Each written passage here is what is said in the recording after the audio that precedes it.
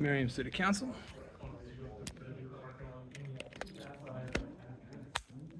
Okay.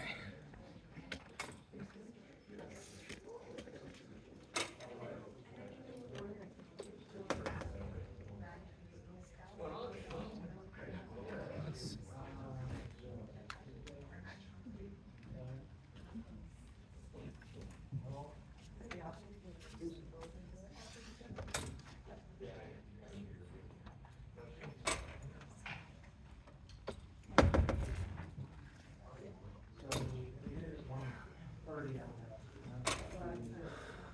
So do they expect us to sign up for the public hearing to talk, do you think, or?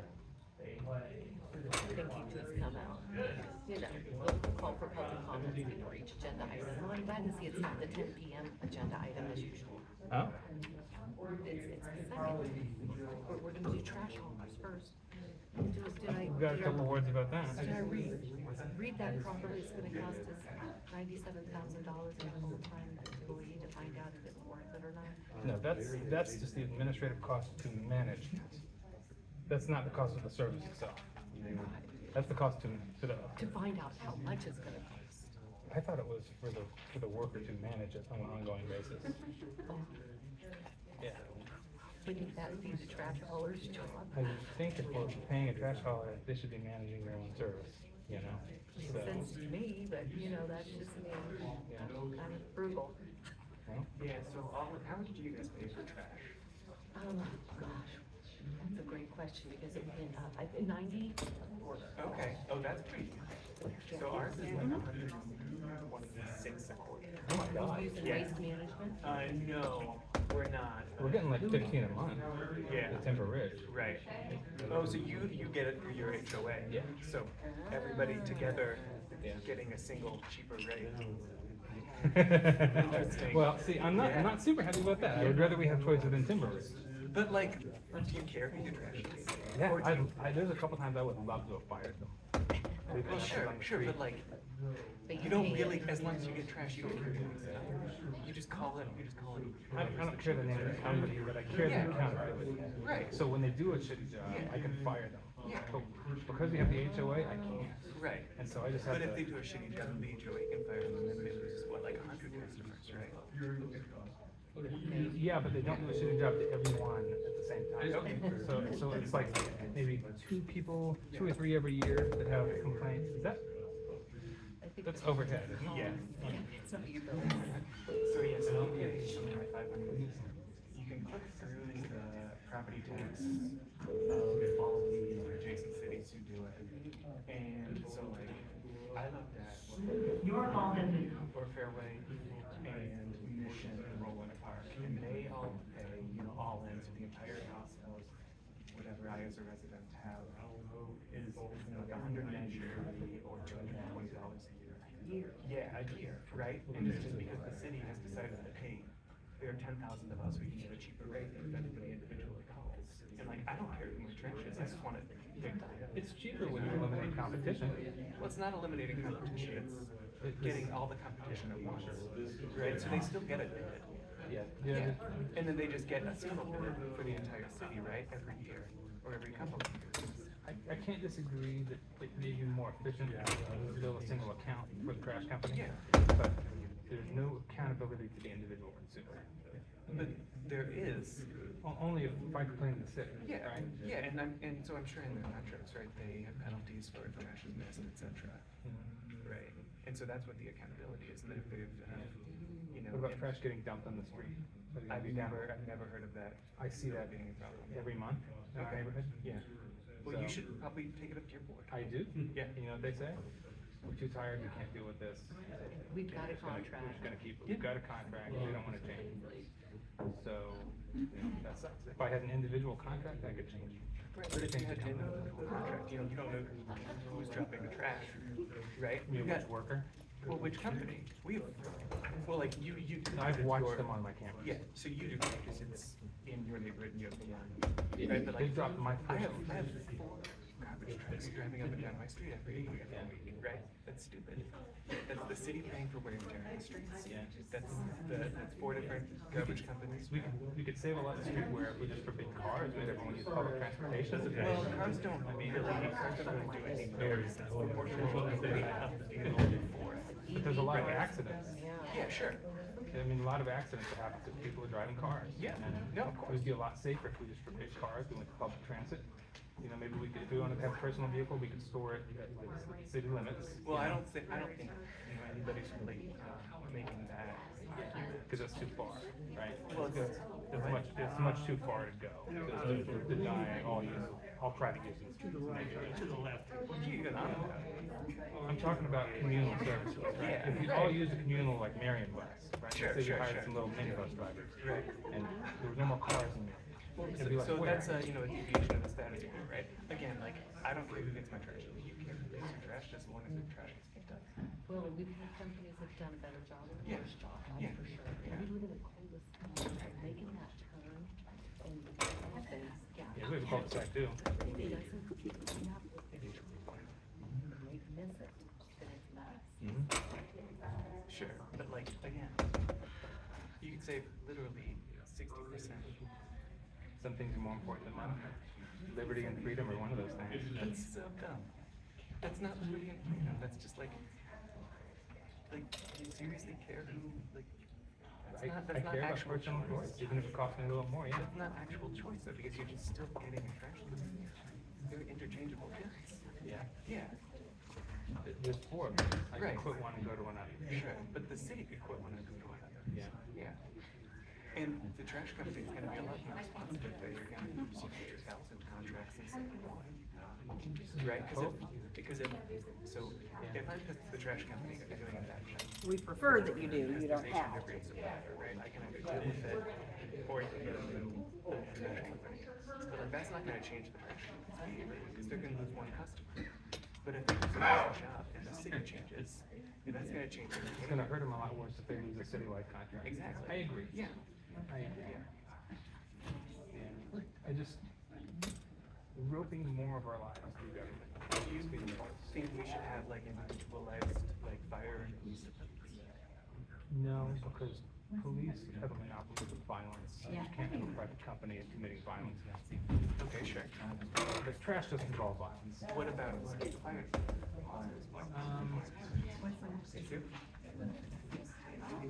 I guess still probably not. Okay. Because fire spreads from house to house. Okay. You know, like Okay. your house burning down is a problem to me, especially sure. in an urban area. Yeah, what about when Merriam and Overland Park urged fire departments to save everybody money? I think I'm okay with that. Okay. I don't really see how that's any different. Than the city being in the loop on trash service. Yeah, because it's a service that everybody has to have. You don't have to. You do actually Well, have to law have says that. but It's in the morals Merriam says- Code. I get it. Yeah, sure. You studied Merriam Code, so you know it. But you're saying like morally you don't have it. Oh, well, sure, morally, you don't have to have a fire department either. Yeah.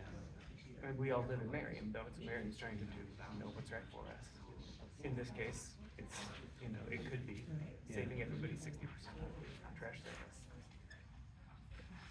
I don't know, I think it's, to me, 60% personally. seems a bit of a stretch. I would believe like 30 or 40%. No, literally, I pay $500 a year on trash service. Yeah. I can go just the other side of Metcalf. In Mission, Fairview, and Roland Park, I'll pay between $190 and $223 on the property taxes annually.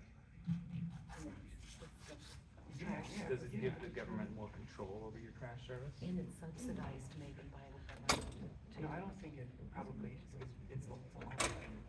You can look at the city budget. Like will we end up being told to do mandatory recycling or something someday because of this? Well, even if it is recycling included, like that's still, like I pay for recycling No, and trash. no, I mean like will we end up getting fined for throwing away paper that we could recycle? Like there are places where not recycling is a crime. Well, sure, but that's not a crime here. It's not yet.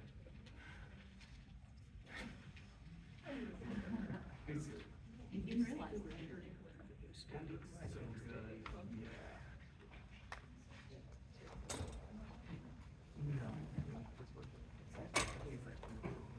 evening, everyone. I'm going to call this meeting to order. And would you please stand and join me with the Pledge of Allegiance? I pledge allegiance to the flag of the United States of America and to the republic for which it stands, one nation, under God, indivisible, with liberty and justice for all. Thank you. Ms. Koenig, would you call roll call for us, please? Mayor Pate. Councilmember Shavetta. Here. Councilmember Hands. Here. Councilmember Caldwell. Here. Councilmember Leahy. Here. Councilmember Neal. Councilmember Ryder. Here. Councilmember Silvers. Here. Councilmember Yodridge. Here. Thank you. So our first item today is public items, and I have a script to read. Members of the public are encouraged to use this time to make comments about matters that do not appear on the agenda. Comments about items on the regular agenda will be taken as each item is considered. Please note, individuals making public comments will be limited to 5 minutes. In accordance with the governing body rules of procedure, the city reserves the right to refuse public comments that are personal, impertinent, or slanderous. I did receive a sheet that the 3 people who signed up out in the lobby are all talking about wanting to talk about trash haulers, and that is on the agenda, so we'll not entertain those public comments at this point. Are there any other public comments?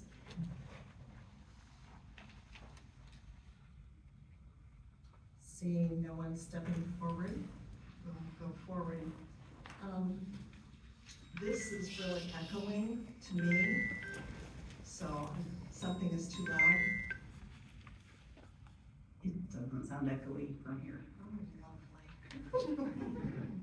We're all learning. All right, the first item this evening is the consent agenda. All items listed under the heading are considered to be routine by the city council and may be enacted by one motion. There are no separate discussions of these items unless a council member so requests, in which case that item will be removed from the consent agenda and considered separately. Does anyone wish to remove any of the items, either of the items? If not, I'll entertain a motion to approve the consent agenda. Yes, Mr. Silvers. Ms. Interim Mayor, I would like to move that the council approve consent agendas item 1 and 2. Is there a second? Ms. Yockridge? Councilmember, I second. Councilmember Shavetta. Aye. Councilmember Hands. Aye. Councilmember Caldwell. Aye. Councilmember Leahy. Councilmember Ryder. Aye. Councilmember Silvers. Aye. Councilmember Yodridge. Aye. Motion passes 7-0. Thank you. I thought we might have a mayor's report, but we do not have something from Mayor Pate.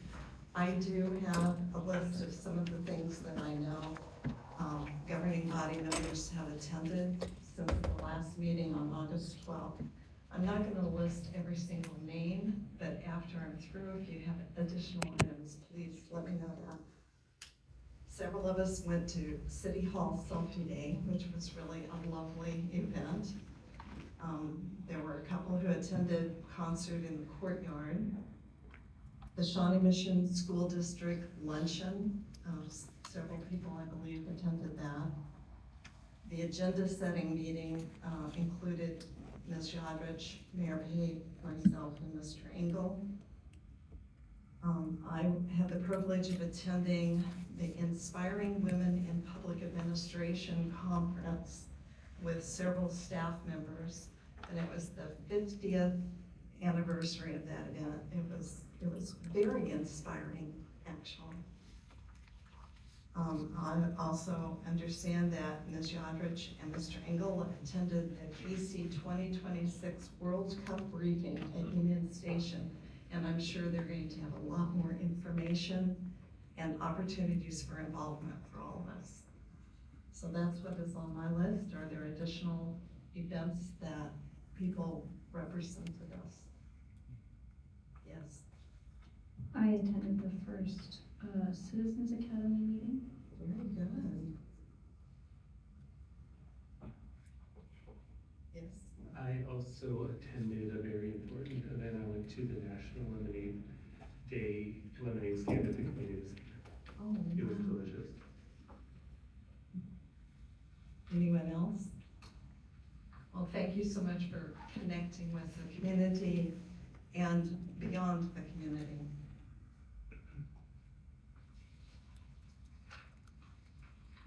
Our next item is a planning commission item. Mr. Dyer.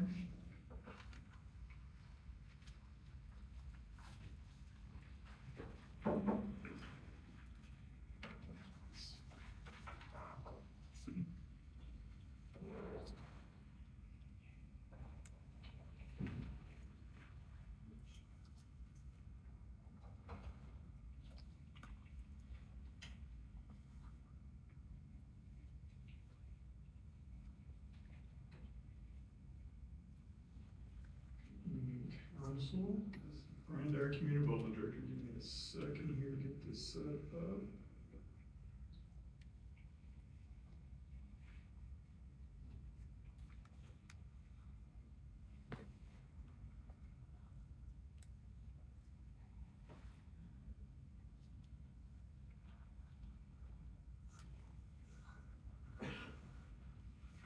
This evening, for your consideration for your planning commission area, had one item that you acted on, that was the plat that was on consent agenda. These next two items are related, somewhere presented together. So if you have any questions about either one, I'll be happy to answer them. Also, make note that the applicant representative for this project is here as well, so he is here to answer any questions that you may have. Also, what you have before you see me is a preliminary development plan and plat for property that is located at 10270 West 75th Street. That is at the northeast corner of 75th and Schweitzer. It's up here on the screen. I'll zoom in just a little bit closer there for you. I think we're all pretty familiar with the site. It's been around for quite a bit of time. And the development plan that's before you this evening, the request is to add back in a fueling station and a canopy into the parking lot that is located here in front of the building. A little bit of history about this building. This property previously in the early 80s was the U-Haul facility that did a number of rentals out of it. And then in 1985, the city council approved a rezoning of the property from commercial C2 to planning and development general. And with that approval also, there was a preliminary development plan that was approved with it as well. That preliminary development plan showed the development of this building as it is configured now, as well as two fueling stations and a canopy that were located out here in the main parking lot area. The development plan showed this portion of the building that has you can see this is the black roofing, showed that as being retail, banking uses, and then the portion here on the west side that was got the white roofing on it, that was shown as a 7-Eleven. Property after the 1985 approval was constructed, pretty much as the way you see now. It operated as a 7-Eleven and a convenience store along with a couple other different businesses on the other side until 2003, at which time in 2003, the fuel tanks, fueling stations, and canopies were all removed, and the property had a new property owner. So with the new property owner, there was a variety of retail uses that went through the property over the number of years, and really there wasn't much activity from the city council or planning commission activity perspective until 2020, at which time a final development plan was submitted and approved to change this area back into a restaurant facility, as well as strike a number of parking spaces out in the main parking area. That was approved. and the parking lot was tracked. However, the then property owner did not go forward with, developing it as a restaurant. So that brings it up to current day. The current property owner and the applicant, MAK Retail, who owns the property, has already leased out, the portion of the retail area to the right there, or to the east, that's got the black roofing over to a couple of users, and they're looking to, put in a convenience store back into where the 7-Eleven was originally located. And also with that, they would, are requesting to put in 3 fueling stations. And I'll go through that, three or 2 fueling stations here in just a second, but 3 fueling stations, back into the property. I am gonna touch real quick, because this is a good place to do it with this, illustration up here on the plat. The plat for the property, combines these 2 parcels. It has perimeter easements on there. One of the big things on there, you can see this little jut out, property, that, we have right away here, but then goes back up to private property. Down here for Schweitzer Avenue, we have, the city required 30 feet of right of way from the center line. Up here in this location, it's only 20 feet of right of way. So with the plat, the applicant will be dedicating the additional 10 feet of right of way for Schweitzer to get us to a complete, 30 feet of right of way from the center line. Obviously, to the west, or to this side, is developed as office, that is Shawnee. To the south is Overland Park, that is developed with retail uses. And then to the north and east is obviously Merriam, and it has office uses that are being, that have already been developed in that area. One of the things I do want to point out is that the property is zoned planning and development general, so it is zoned for commercial. The uses that are currently in there, and proposed uses that are in there, are allowable uses per the zoning. So this isn't a conversation about zoning, it's a conversation about the development plan meeting the standards that are within the Merriam Code. A couple other things before I jump into the actual development plan. The applicant, there is no increase in impervious surface, so there wasn't a requirement for the submittal of stormwater master plan. And the applicant did provide a traffic impact study, TIS study with this. That impact study showed was that 75th and Schweitzer operates at a level of C currently, level of service C. And the anticipation is that this area was developed per the development plan, it would still maintain that level of operation at C. It did say that, and again, I'll cover that here in a little bit more in depth just a second, that the right in, right out that's being proposed for the the 75th Street intersection, with that connection to 75th Street will operate at a federal level than it currently does right now, because obviously eliminating left turns really helps with traffic management. So, going through the development plan, this is a development plan that was submitted to your planning commission. Again, the building is right here. There's no plans, or this plan does not include any reconfiguration or additions to the building. The main feature that we see is these 3 fueling stations that are located out front. Obviously, but one of the concerns staff had with this was the reduction of parking. We calculated the parking requirements to be 38 spaces. The development plan only provides 35 spaces. So one of the recommended conditions of approval for this is to remove one of the fueling stations. Prior to the planning commission meeting, just very much like pretty much the day before the planning commission meeting, the applicant did provide a revised development plan that shows the removal of that fueling station, which is what I have up on the screen. Again, that wasn't considered by your planning commission, because that's not what they received for the packet. However, I think it is important to show that if the city council did approve the development plan with recommended condition, this is generally what the configuration would be.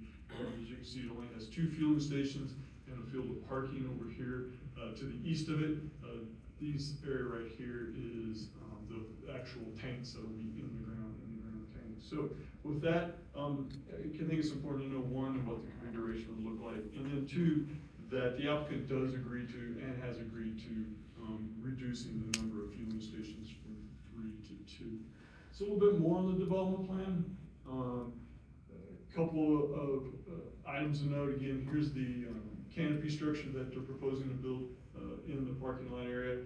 They also will be putting in a trash enclosure. It will be located in the northeast portion of the property. Currently, right now, there is no trash enclosure. There's simply a dumpster that's placed back there, so that obviously would be an enhancement or improvement of the looks of the facility. And then, while it may be a little bit tough to see on your screen, There is an extensive amount of landscaping that they're planning to put in there. You can see all the green, and it is exactly what that is, that will be landscaping. Currently, and I think this is a pretty good illustration, looking down here in the bottom right-hand corner, there's a minimum amount of landscaping on the site, so with this development plan, they will, be doing a significant enhancement in, the landscaping on it. You also see right here, the right in, right out that the applicant has also agreed to, again, improve traffic management for, 75th Street. And there's also a number of other improvements that the applicant proposes to make. This is a retaining wall, if you're familiar with it right now, it has a chain link fence that's a little bit, long in the tooth. They will be replacing that chain link fence with a wrought iron fence. They will also be removing a non-conforming pole sign that's located right here. This will be getting rid of that pole sign, in addition to the other benefits that I mentioned, dedicating a full amount of right of way for Schweitzer, landscaping improvements right in and right out. So with that, that's my presentation. Be happy to answer any questions that the city council has, and then also, as I mentioned, the applicant is here to answer any questions. Are there any questions? Yes. Mr. President. Do the spaces next adjacent to the pumps count as parking spaces or not? The applicant did count those as parking spaces, and our code did not, is silent on it, so we went ahead as staff and counted those as parking spaces as well. So they're, with 3 pumps or 3 pump islands, they're short how many spaces? They were short 3 spaces. From 38 to 35? Yes. And then after removing the 1 pump island, they could add back in 1 additional space, I So guess? I believe they had a net gain of 3 spaces. A net gain, taking out the 2, and then so they put in 5, and so they got a net gain of 3, which got them right to the number. Do we have it within our purview to waive the parking requirement minimum, let them do 3 pump islands? You certainly can. I would say The planning that's commission something. doesn't advise it.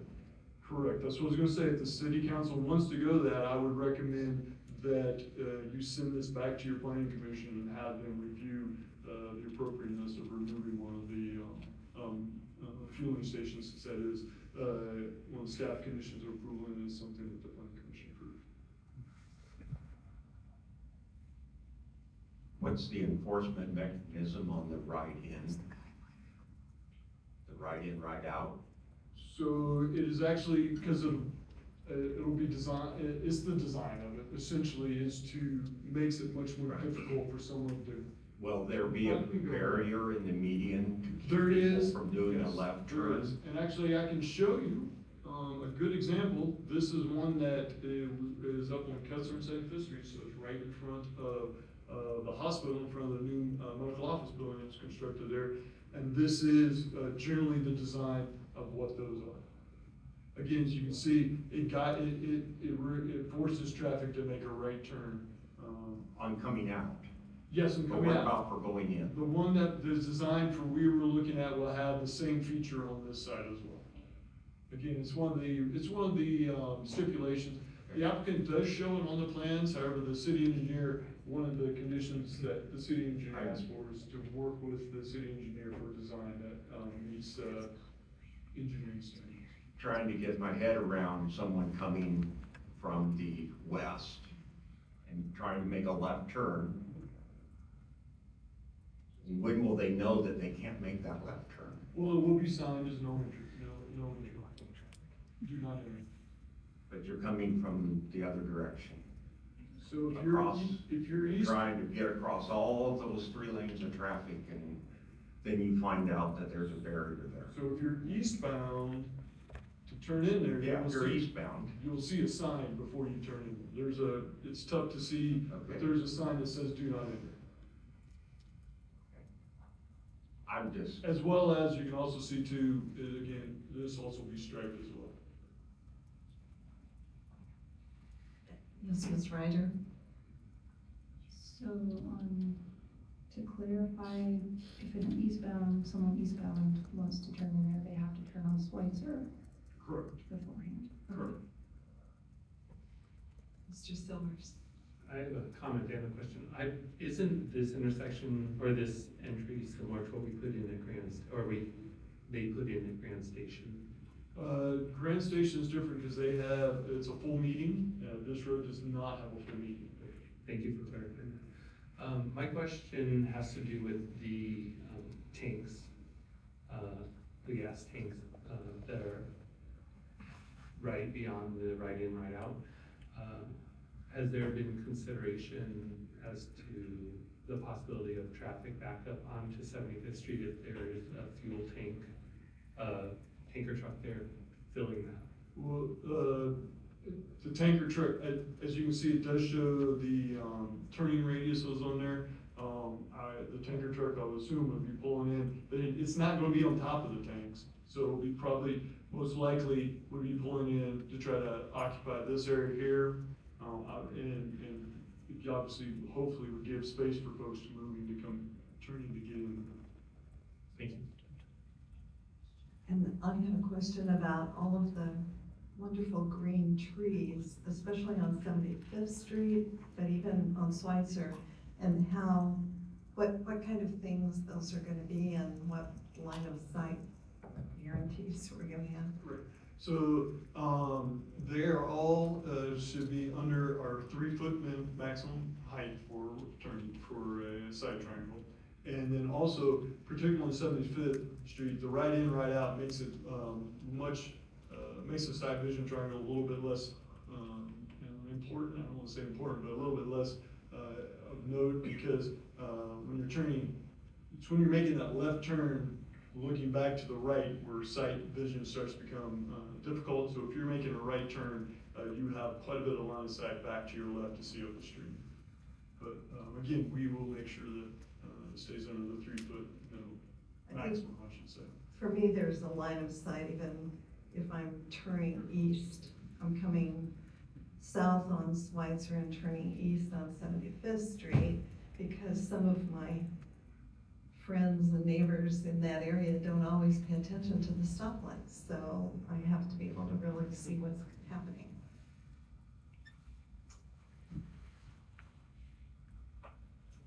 Are there other questions? I just have a comment that I would be okay sending it back to planning commission to allow them to put in a third pump island. I don't know if anybody else feels that way or not. I do not feel that way, because I feel like if we're gonna have a convenience store there, we're gonna need parking, so. I know, I still think 39 is a lot of space, first thing, but this is a question. I sort of agree with you, Jacob, but thinking about the pumper truck and filling the tanks, like, and that gives a little bit more space for that, without that pump there. And then also, like, there's other tenants in that building, it's not just the convenience store, so do think about them too. And the planning commission wanted it, so we should trust them environment. Are there other comments? Yes. Yeah, my comment, I don't think the planning commission can deal with, because there's not enough room. I just think the traffic is gonna be a snarl. And I understand the traffic study comes back and said it's not gonna be significantly worse, it's maybe a little bit worse. But that shouldn't be our goal. Our goal should be to do something better. And the right in, right out is just gonna move that traffic snarl over onto Schweitzer. I don't know, I drive through that intersection every day, almost every day, and sometimes multiple times. And this, I just can't see this working. I just can't support this. Okay, given all of that kind of feedback, I would entertain a motion. Ms. Yodrich?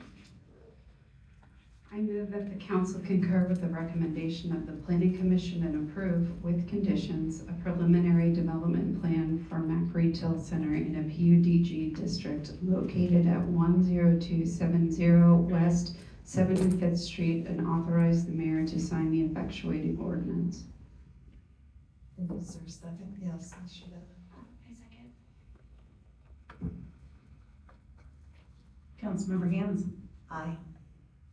Councilmember Caldwell, No. Councilmember Leahy, Aye.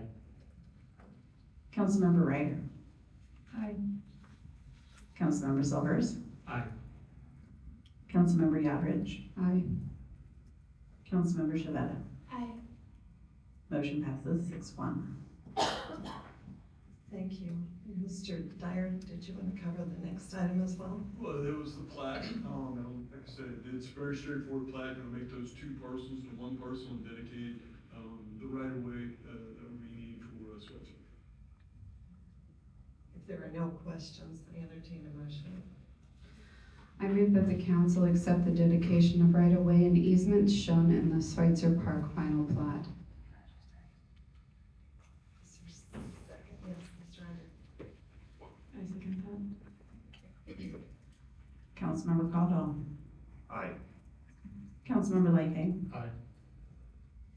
Councilmember Ryder. Aye. Councilmember Silvers. Aye.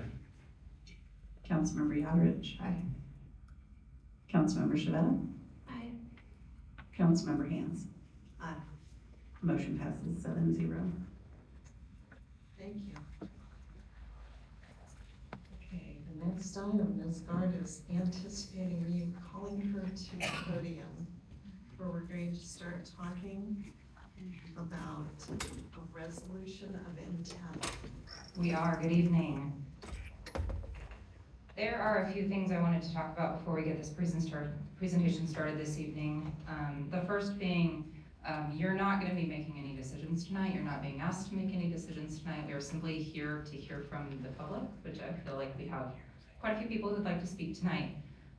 Hopefully nothing you hear tonight is new information. We've talked about this a number of times already, and so hopefully I've summarized it enough for you and for our residents here tonight. But like I said, we're here to hear from them. Again, no action is being taken. This process can be stopped at any time, as I've mentioned over the course of the last few conversations. Everything we've done up until this point and actually moving forward as outlined in your packet is a statutory process.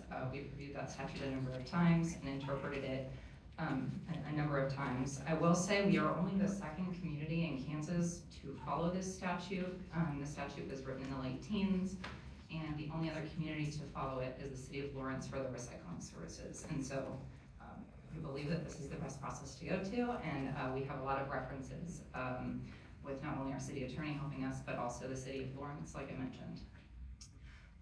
Something that I think you're gonna hear a lot tonight from our residents is details of the plan. I'm just gonna start this conversation with telling you we don't have those details right now. We don't know what the price is gonna be. We don't know what the container size is gonna be. We don't know what day of the week the trash is gonna be picked up, assuming that we move forward with this process and go through the bidding process. There's a lot of details of this program that are unknown. What we are talking about tonight is what's called the resolution of intent. This was included in your packet, the entirety of the resolution. It was also published in the paper of record for the city, but this is the first official required by state statute document to kick off this process. Again, you're not being asked to vote on this evening. For the state statute, there's a 30-day statutory wait between this public hearing tonight and when you do consider the resolution and vote on it. It will be at the first meeting in October.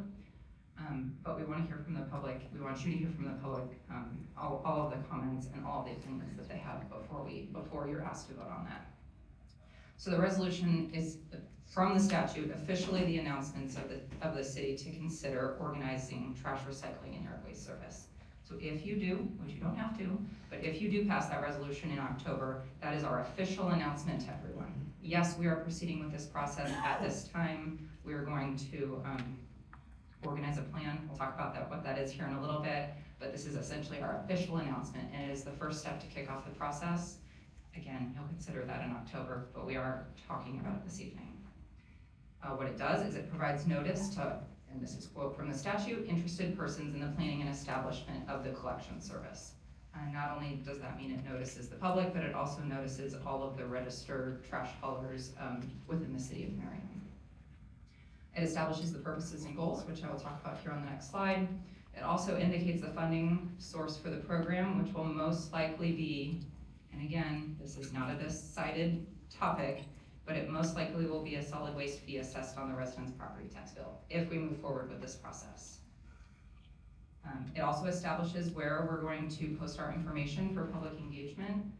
We do have notice of our public meetings not only on our city's website, but we have established a very specific web page for this issue And then, per obviously the state statute, we have to publish it in the newspaper of record. And probably the most important thing that the resolution of intent does, other than notifying the official announcement, it also establishes the next public hearing in this process and establishes the date for that. That second public hearing will be on what's called the Organized Collection Service Plan. We'll talk about what that is here in a few slides, but it establishes the date of December 9th. So if you do pass the resolution of intent in October, we will have a second public hearing at the December 9th City Council meeting. Are there any questions on this slide? The purpose and goals, we have covered these on a number of occasions, but just for the residents in the room that may not have watched those presentations, we ultimately want to provide the highest level of service to the residents. We want an oversight of a predictable contract. We've heard from a number of residents not only that their trash pickup unpredictable, but their contract, most often we hear is prices, but also their contracts are unpredictable as well. And so if there's one contact point with the city working with the service provider, we believe that's going to provide a higher level of service. We do believe that it's going to decrease the resident costs of the services, and it will reduce the quantity of trucks on our streets. And if there's less trucks on our streets, there's going to be less emission, noise pollution, maintenance required of our city streets, and obviously also public safety if there's fewer trucks on our streets as well. As I mentioned, we've talked about this on a number of occasions. Earlier this year, we had a citizen satisfaction survey, a statistically valid survey that we'll go over the results here again in just a second. At the July City Council meeting, we provided almost an identical presentation to this in which you all directed staff to proceed with the process. That's why we're here this evening, holding the public hearing. We did notice this public hearing, as I mentioned, in the newspaper of record, on all of our platforms that we can communicate with, and now we're holding our public hearing tonight. In the 2024 community survey results, you can see here we asked the question if Merriam should implement a citywide contract to provide trash and recycling services. 65% of the respondents either strongly agreed or agreed to that statement. I want to remind the governing body that this was a statistically valid survey, and just because everybody didn't answer the survey doesn't mean that it's not statistically valid. And so we do assume that this is the general sentiment of the community. When we followed up the question of if we should implement a program, we asked how we should prioritize this initiative, and over 44% either indicated it was the highest it should be one of our highest priorities. Caitlin, do you remember how many items were in the list that we asked them to prioritize? Was it 4 or 5? It was 5. If I recall, it was about 5 initiatives that you all have been considering over the course of the last few years. For example, one of them was open burning, one of them was reinventing downtown, things like that. I wanted to reiterate how many times we have tried to, this isn't the right presentation. It's okay. How many times we have tried to notice the public on this particular issue. Not only do we include it in our highlights magazine because we recognize that there are a number of different residents that may not have access to either the internet or maybe don't just use our social media or web page platforms. We wanted to make sure that it was in a print media form as well. And so highlights hits every resident mailbox. And that was included, that hit our mailboxes at the end of July. It was almost a half page on this particular issue. In addition to that, I did mention that we also have a web page particularly identified for this topic. Not only do we include links to any time that we've talked about this at a city meeting, but also any information that we would like the public to include, including the resolution intent that you all will be considering. On that webpage, we did include essentially a feedback form where we asked the community to provide all sorts of feedback on this topic. It was essentially an open box that residents got to provide a list of information or a list of comments that they'd like to provide. And on social media, we published this more than 5 times off the top of my head, not only on our Facebook page, but also on our Nextdoor page to be able to reach the number of residents as possible. Sorry, this isn't the most updated presentation. That's okay, I have it in front of me. But we did get 188 responses from that online comment form as of, I did have to like draw a line here, as of last Thursday, the 22nd at 9 a.m. It is still active, so if residents want to go out and continue to fill out that form, we will have it remain active. Thank you. Yeah. Thank you, Julie. We will have it remain active for the duration of the process until this is concluded. But we had 188 responses, and as you can see here, generally 35% supported the single hauler. There were a lot of conditional supports. I support this if it's gonna be cheaper. I support this if my HOA isn't included. I support this if blank. Again, a number of things that we don't have answers to at this point, but there was conditional support. 20% did not support single hauler, and then there was just a lot of general neutral or just commentary. There was a lot of commentary on, I like this provider more than I like this provider, that didn't indicate one way or the other if they were in support or in opposition of this process. Next slide. Oh, thank you. We did have themes to the items we heard as well. You can see here, almost everything on this list we don't have an answer to, as I mentioned. Once we get through the plan and develop a bidding process and go out to bid, we will have answers to these questions, but that's quite a ways down the road. We just don't have the answers to that. We also would like the answers to these, but one of the number one things we heard is we want it to be cheaper. Whether people were for it or against it, trash service is expensive, is what we generally heard from our community. Considerations for the environment, not only the maintenance on the streets, but the emissions of the vehicles and the trucks, the number of trucks on the street, the noise pollution, things like that. As I mentioned, a lot of people had a lot of opinion on providers, whether they prefer provider A or provider B. We did hear a number, most of those who did not support us moving forward with single hauler they want to keep resident choice. People want to be able to choose their own trash hauler. Whether or not in the contract, we would give consideration to seniors or disabled residents came up a number of times. There were a lot of questions about logistics. Again, we don't have the answers to how will this be billed, how often will it be billed, what will that look like? Will it be a separate bill for my property tax bill? We will establish those during the development of the plan later down the road if you all choose to. Whether yard waste or composting would be included in the program. We heard a lot about bin size, whether residents just don't produce a lot of trash, whether they could have a larger bin or a smaller bin based on their individual needs. And then whether recycling, we heard a lot whether recycling would be, the frequency of how recycling will be picked up. Again, that will be developed in the plan if we choose to move forward with that. Thank you, Julie. We have next steps. You'll see this slide a number of times this evening. I mentioned the state statute essentially lays out the timeline for us. So this was included in your packet. As I mentioned, there's a 30-day waiting period between this public hearing and when you all will consider the resolution of intent. So that will be at the October 14th City Council meeting. If you do choose to adopt the resolution, moving forward, the staff will develop what's called the organized collection plan. In a couple of slides, we'll talk about what that actually means.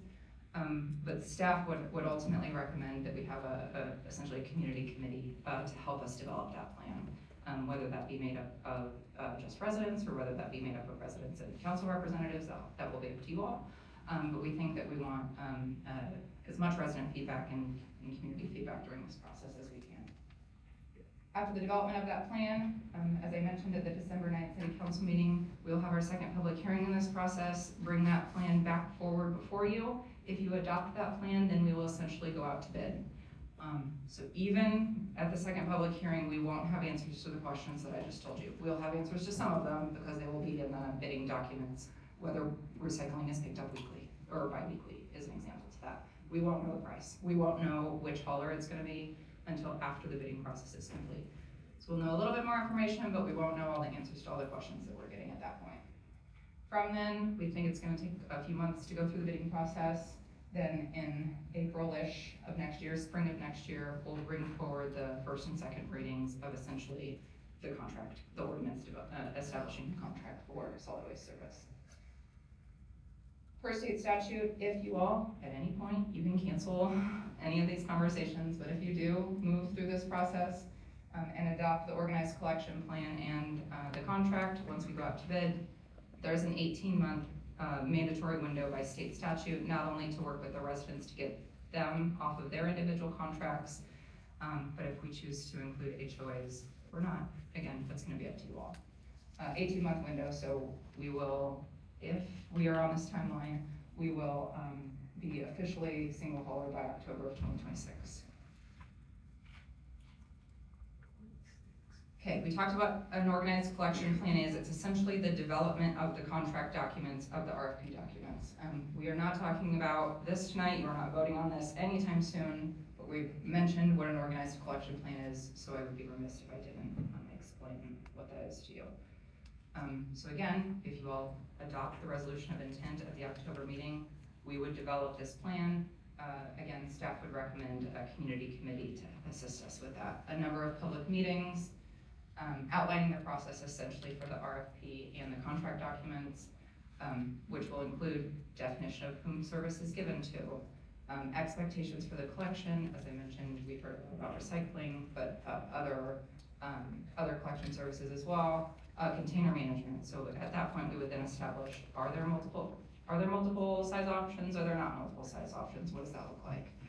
Customer service expectations. We did hear a lot in that comment form from the community. Who do we call logistically? Who do we call if we have an issue? If trash service isn't picked up, whose responsibility is that? We would establish that during this collection plan development. Insurance requirements. We obviously want any of the trash haulers that respond to this bidding process to have insurance.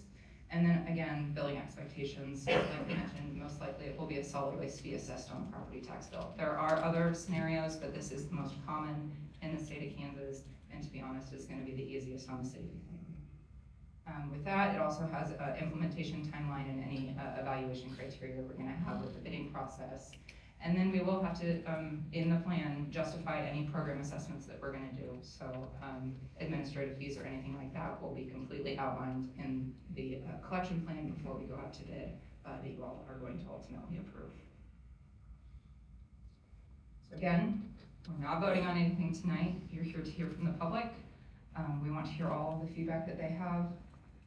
From here, you will consider the resolution of intent at the October 14th City Council meeting. And then again, that's the same schedule that we saw earlier, but moving forward, we would then develop the collection plan. With that, I'm done with my presentation. I'm happy to answer any questions. This is the time for council questions. Yes, Mr. Sellers. I was just wanting a clarification for council, but also for people here in the gallery. So if this resolution passes, there will be 18 months for people to, if we adopt single hauler. Yeah. There'll be 18 months for people to ramp down their contracts with their haulers and then come on board to this new program. We'll use to call back to the calendar. Yeah, the statute window, the statute is poorly written, to be honest. The 18-month timeline won't kick off until you all essentially accept the bid and accept the contract from when we go out to bid, which most likely won't be until April or spring of next year. Okay, and I probably worded my question wrong incorrectly because I was speaking to at that point. So just to clarify, people will then, if this goes through, people will then stop paying haulers individually, and they will get some sort of bill, whether it's on their property tax bill or another bill. So it could be seen as a tax, but they will also not be paying an additional fee to a hauler. So they're transferring their payment to a hauler to the city somehow through a tax bill or another form of payment. Correct, yes, and we really do anticipate that cost being less. Even though it is gonna be on a property tax bill and it will be an additional line, most likely on your property tax bill, you won't be paying quarterly or monthly or however often you already paying to your trash hauler. That will go away essentially as soon as you're on the city's contract. Thank you. Mr. Leahy. I believe you alluded to it, but just to hear it succinctly, we can't know what our final bid and contract will be and whether or not it's worth approving unless we go through this entire process. Correct. Thank you. Are there other questions from the council? Ms. Ryder? You said Lawrence was the only other city who's done this so far. And only for their recycling services, not for their solid waste. We are the first in the state of Kansas to go through the entirety of this process. So how do they feel about? That does not mean that there are other cities who have single hauler. Right. They just didn't go through the statute. Gotcha. Okay, so I'm Do sorry. we know how other cities like using single haulers? Yep, so, yeah, so in the last presentation that I gave back in July, we did a summary of all of the Johnson County cities that are and are not on single hauler. We heard a lot of feedback, both on the administrative side, but also on the community side as well. It is cheaper for those communities, aggregately, I guess. Individually, there could potentially be a scenario in which a handful of people are going to pay more, but overall, people are paying less. Therefore, they're happy with the service.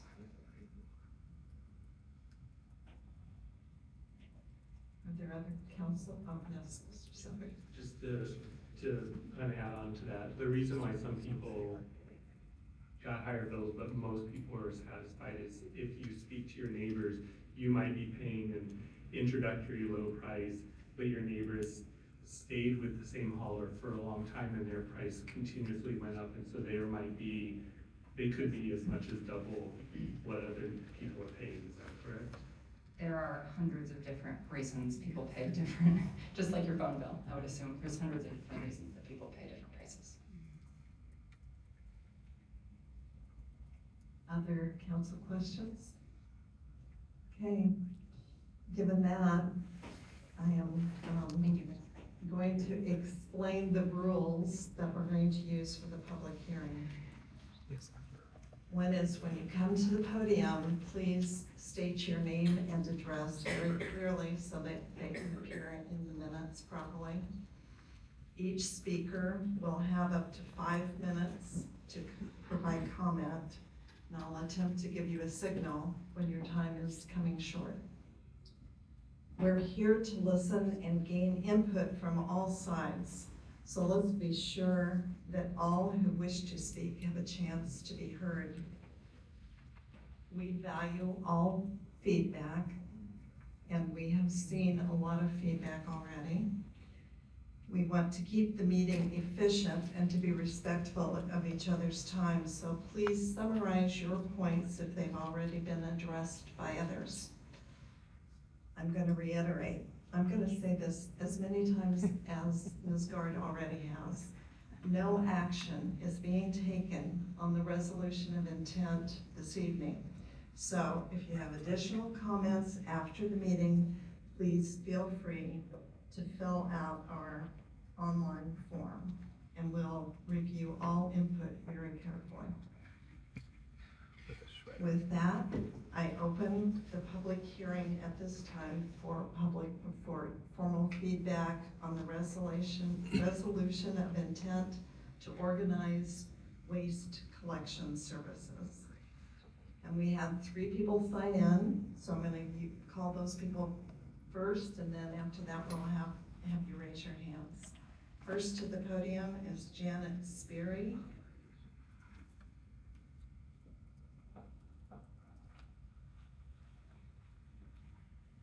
I'm Janet Sperry. I live at 6309 Goodman Drive in Vernon Place. Part of my comments they've already been addressed as far as like, oh, how big is the container going to be? But my question is, what will the city do as far as screening and require screening for these big containers that some of us can't get in our garage? I've already given up curbside recycling because I can't get the container in my garage. We're narrow and shallow, and I have 2 doors opening from my house into my garage, so I can't get them in there. And Waste Management was the only one that let me keep the small one, because I called all the other haulers and they only have the big one. So knowing now that the rules state that they need to be behind the front property line and screened, that's kind of iffy, because I'm looking at my neighbor's trash cans all the time, but that having been said, what are the requirements for screening? Because we also have very narrow side yards with retaining walls, there's no place to put them. And we have steps going in at the backyard, I'm not gonna drag one of those great big things in the snow out. So what are the options if we end up with big containers? Okay, I was remiss not to say this. We're not going to attempt to answer your questions this evening, but I really appreciate your It's just, your I'm comment. just bringing that out of like, you know, Thank there's you. gonna be an additional question. Okay. Thank you. And next would be Lynn Field.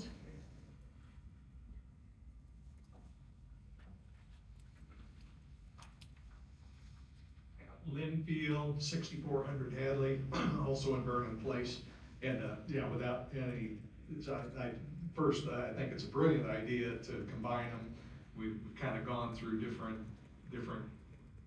cycles with them. But there's three different haulers that go through our neighborhood each week, which amounts to 9 big trucks. It's good. I'm sure Brian's he's gotta just bite his tongue on how often he's gotta go planning, extra overlays. But it's just, one, the traffic and congestion and, all the points that were brought up, of course. But, I think it's a brilliant idea, so that's, without getting into any more details, I would suggest approving a single hauler. Thank you. And next to the podium would be Mark Peckham.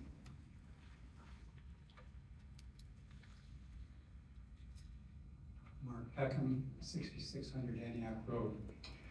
Well, I agree with the consolidating the waste pickup in our city would be a benefit to the traffic of our streets.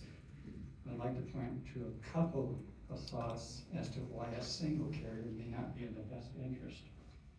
A single carrier means that our city will be subject to disruption of service if that carrier is hit by a labor dispute, a facility fire, or a natural disaster of a tornado or flood.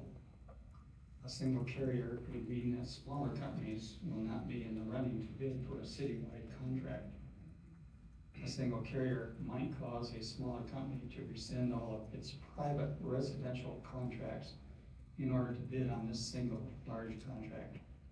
This would impact not only each private resident, but it also would force that company to put its total existence on one contract. In response, I would ask that the city council would consider dividing the city into actually 2 or even 3 zones, each having its own single hauler. This would accomplish, number 1, it would meet the needs of our city for less truck traffic. Number 2, it will allow smaller companies to bid without putting in jeopardy private resident contracts they have outside of our city. Number 3, it would buffer the results to our city if any type of catastrophe should befall any of that contractor. Thank you. Thank you. All right, those are the only people who signed in out in the lobby. So now if you would raise your hand, then I will call on you to come in. Yes, sir. Please come forward. Ask you to be patient. We can be very patient.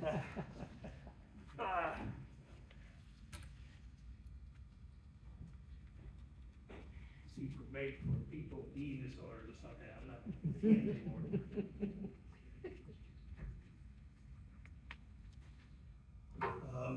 My name is Stephen Allen, 5031 Farley. I was one of the, I guess, few in this area unlucky people who had Superior that was then bought out by Republic. And I had serious issues with Republic. So I am obviously concerned if the council or whoever is responsible for making a decision about the hauler chooses Republic. But I also have some concerns about the single hauler idea because of that. Because there were multiple haulers, I was able to go to somebody else who chose to do their job. Whatever decision is made in terms of hauling, I hope that there is some kind of procedure for levying a penalty for not picking up trash and it has to be adequate, so that, they will respond. If you know anything about Republic is not a small company. And I'm aware of other, either home associations or cities trying to levy a penalty against them, and it really didn't do a heck of a lot. So whatever you do, I'm against the single hauler idea, obviously, but whatever you do, if you go with that route, you make sure that there's an adequate penalty if they don't do their job.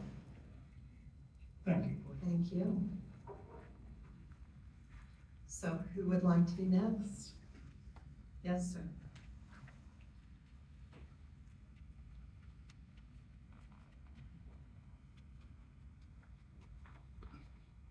My name is Lester Merriam. I live at 10108 West 70th Street.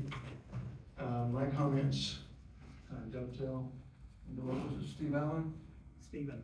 Yeah, Stephen. How will Merriam measure performance? Something to keep in mind, because the Johnson County Post had an article dated June 21st by Juliana Garcia that Prairie Village fined Republic Services $28,000 for missed trash pickups. So something to keep in mind, how you measure performance. And there was a reference made to a single point of contact. If a single hauler doesn't pick up my trash, who do I call? Do I call the trash company, or do I call Merriam? But in any case, should Merriam know about this in order to keep track of their performance? And how often will contracts expire and be open again for bid? Because by chance, perhaps you go with Republic and you get so many comments that you either fine them or discontinue them.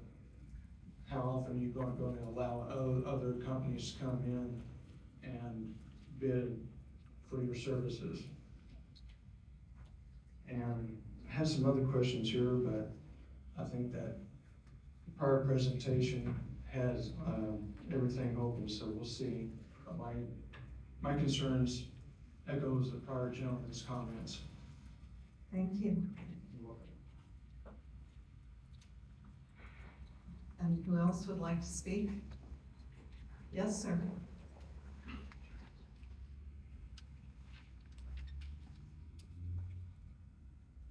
Hi, Ruben Kozmeyer, 5800 Hadley Street.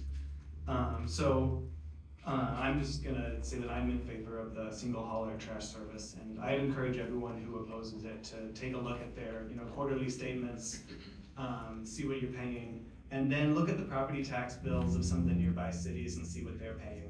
So my trash bill through KZU Disposal is a little on the high end because they just bumped up our prices. So I'm paying $504 a year. Last quarter it was at $436 per year. If you look at Fairway, Roland Park, and Mission, all of those cities each pay between $190 and $230, annually for their trash service. So, less than half of what I've got. And it's not often that the city council can just, do a thing and decide to save everybody $300 a year, just with no necessary decrease in quality of life or quality of services. So, that my trash bill's on the high end, maybe the savings would be a little lower, maybe it'll only be, $200 a year. Merriam's got 5,000 households, maybe not all of them will go through the single hauler trash service, maybe it's only, 4,000 households. But still, that's saving Merriam taxpayers $800,000 a year, just at 4,000 households, and then saving only $200 per year. That's I think that's pretty significant. I don't feel very strongly about who picks up my trash every week, right? When I moved to Merriam, I called the 3 different places. I saw who was the cheapest and I picked them. A couple of years later, I had to do the same thing because the prices kept going up. But as long as my trash is being picked up regularly, as long as the trash company's not making a mess and the rates are reasonable, I don't really care, who my trash company is. If I'm upset, yeah, I can go get a new trash company, but that's not gonna change anybody's behavior. They're only losing a single customer. If, the city of Merriam's upset, they can change behaviors, they can issue, fines apparently. They might have to fight, given Prairie Village's, recent, experiences, but, that's 4,000 customers that the trash company would be losing if Merriam changes. So I think, Merriam has a lot more power than we do, as individuals. And yeah, no, I think it's a wonderful idea. It saves, everybody a lot of money. So, thanks. Thank you. And who's next?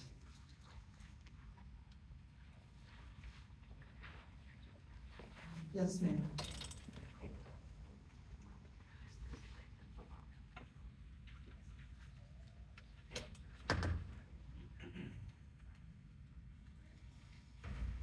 Good evening, I'm Rose Geringer, 9931 West 56th Street.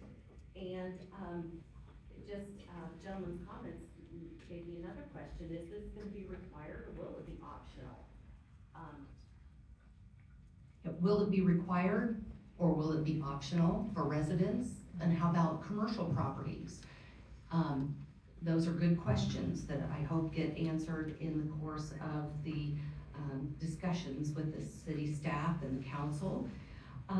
Also, will these costs be covered by the prices that are charged? Like some cities, they say it's $171 a year on your property tax. But what about the hidden costs of the staff time to manage this and log all those complaints and follow up with the company? We're gonna have to add staff, so those are some hidden costs that we might not see on our property tax statement, but we will in the general fund. So I just want you to think about the hidden costs of doing this. I mean, it sounds like a good idea to set up, but there are some things to consider. So I'm glad that you're here to listen. Thank you. Thank you. Yes, sir.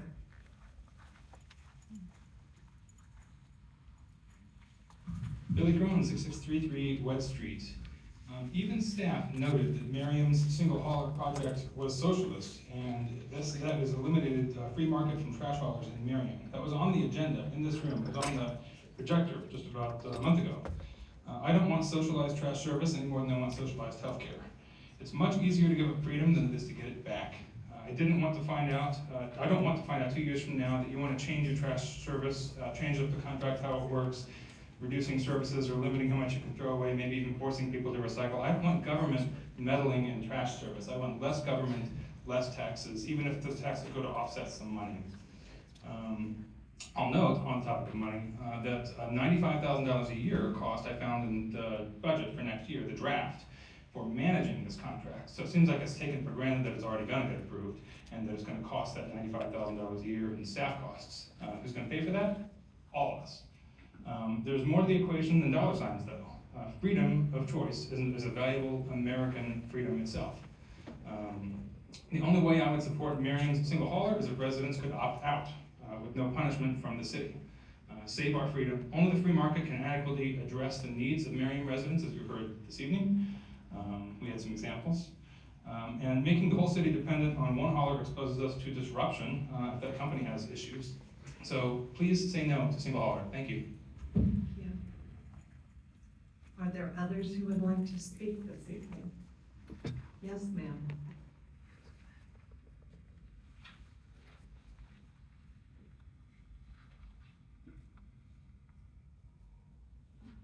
DK Weimer, 4803 Knox Avenue. Everything I have to say has already been said, but I think the most important thing is that it would interfere with competition in small companies being able to establish. It would stop competition in pricing. I lived in Wyandotte County, and the numbers that were just quoted, and I've lived now here for over 10 years, but we were paying over 300, I would say we were paying close to $400. I don't think it was a year, it must not have been $400 a month, but I was paying quite a bit for pickup there, and I had no option. Not having an option, I think, is really, I couldn't take my business somewhere else when I didn't like what I was being provided. And the fact that we don't know what it's gonna cost in the first place, I think that's, until we know, how can we even be talking about this? I find it hard. And then we don't know if there's gonna be yard waste, as well as recycling. I don't understand that those aren't automatically being included in this, or I guess it's because we don't know who's gonna be providing. It just doesn't, I've already put online my objection to this, and without more information and not being allowed to opt out, I don't feel that it's appropriate. Thank you very much. Yes, sir.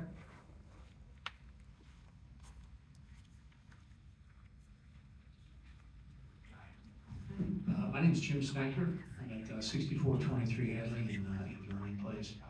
And I would just guess, after having lived here in Merriam for a little bit over 40 years, that you guys are going to do your due diligence, in terms of what a waste hauler is going to be able to do and what they have done in other places. I also think that if we have 5,000 people that are participating in this, you're going to have a lot more clout than just an individual, who's going out on their own to do what they need to do as far as their waste is concerned. I never really thought that hauling trash was a passionate issue. At least it hasn't been for me, as far as the color of the bins or the trucks or whatnot. If I read this right, we have 9 haulers that are approved to operate in the city of Merriam? I think it's more like 6. 6, okay. One comment that we have 3 going through Vernon Place Homes Association. If we had 6, it would be a problem from everything, that was issued as far as maintenance on the streets and noise and air pollution and all the rest of that stuff. But to Lynn's point, he said six times the trucks go through the neighborhood. We've got kind of a goofy neighborhood with really only one in and one out, and so the trucks have to come in and they have to go somewhere and they come back and then they go back. I sit at the corner of 64 Terrace and Hadley, and I'm retired, so there's a lot of the times I don't have a lot to do. And I'll count a truck that goes in front of my house 6, 7 times. One truck, on the trash side. Gonna do the exact same thing when they pick up the waste. They're gonna do the same thing if they're coming through to pick up the yard waste. So I think it's a lot more that should for traffic. And I've heard from people in the city that one truck going through a street is equivalent to about 2,500 cars that go through that. So I really appreciate and support the fact that Merriam is looking to do the common good. And I don't really see this as a socialist, communist, a plot against anything. I see it as you guys doing something good for the city.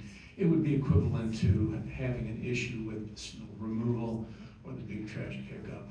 You're doing something that helps a lot of people. Maybe not everybody, but it helps. It helps a lot of people. Real quick, I'm also the treasurer of Vernon Place Homes Association, and I deal occasionally with realtors and title companies. And every once in a while, I have a comment from either of those two when they're calling me to find out what the Homes Association dues are. And we do not cover trash in our Homes Association. At $6 a year, Homes Association, it would be cost prohibitive for us.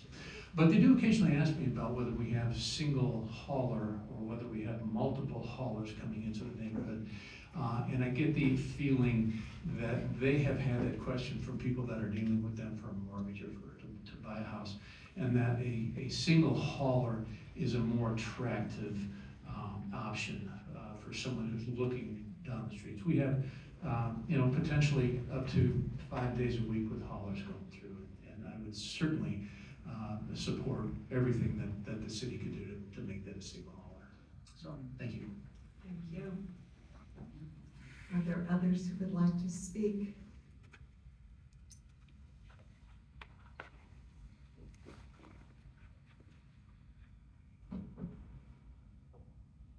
If not, I I now close the public hearing. All right, council, having heard the public comments this evening, I want to know if you have any additional questions on this topic.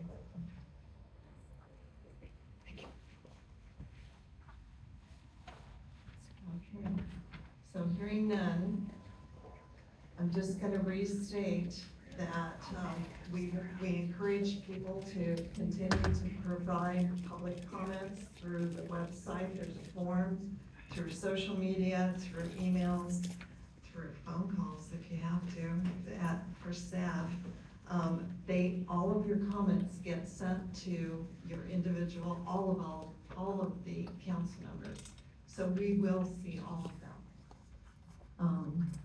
And to remind you that council will consider just the resolution of intent to organize collection service at the October 14th council meeting. And thank you so much for coming out tonight. The next item, I believe Mr. Engel is going to discuss with us, and that's our opportunity to talk about the revenue neutral rate. Thank you, Mayor. And council, Julie brings my presentation up here. It's my pleasure to present the 2025 budget this evening. I want to start tonight, which will hopefully be our final budget conversation, the way I started our first one in April, by holding up the budget and saying that this is the most important document that we do. It's a value statement. It's the things that we value because of the things that we're willing to pay for as a community. We've had a nice long process to have conversations about it. It started in April where we started our CIP tour, where we talked about the infrastructure. We approved our infrastructure first. In our first meeting, April 24th, I believe it was.